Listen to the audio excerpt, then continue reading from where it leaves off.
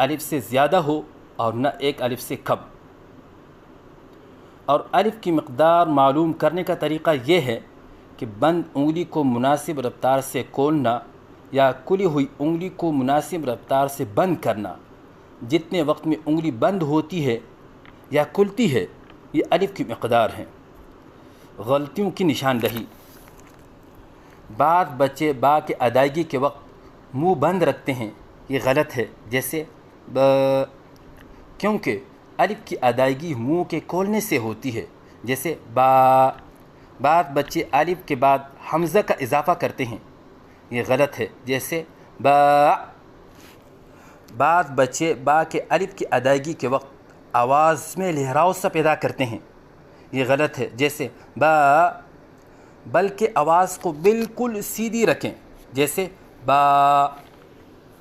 اگر ان غلطیوں میں سے بچہ کوئی ایک غلطی کر رہا ہے، جیسے منہ بند کرنے والی غلطی ہو، تو اس کو درست کرنے کا آسان طریقہ یہ ہے کہ استاد کو چاہیے کہ بچے کے سامنے پہلے صحیح ادائیگی کریں اور پھر بچہ جو غلطی کر رہا تھا اسی کو دہرائیں، تاکہ بچے کے سامنے صحیح اور غلط کے درمیان فرق واضح ہو جائیں، کیونکہ بچہ اپنے ذہن کے مطابق صحیح پڑھ رہا ہوتا ہے۔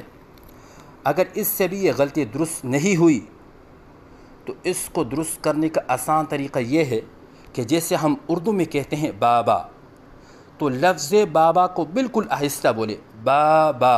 تو دیکھیے، نہ ہم منہ بند کر کے کہتے ہیں ب ب، اور نہ ہم حمزہ کے ساتھ کہتے ہیں جیسے با با، اور نہ ہم لہراؤ کے ساتھ کہتے ہیں جیسے با با۔ جیسے اردو میں ہماری آواز درست ہوتی ہے، ایسے ہی لفظ با کی ادائیگی کے وقت آواز درست ہونی چاہیے۔ یاد رکھیے، اردو میں ادائیگی درست نہیں ہوتی لیکن آوازیں درست ہوتی ہے، تو صحیح ادائیگی کیا ہے؟ صحیح ادائیگی ہے با۔ غلطیوں کی نشاندہی۔ منہ بند کر کے پڑھنا ب ب ب، حمزہ کے ساتھ پڑھنا ب ب، اور لہراؤ کے ساتھ پڑھنا ب ب۔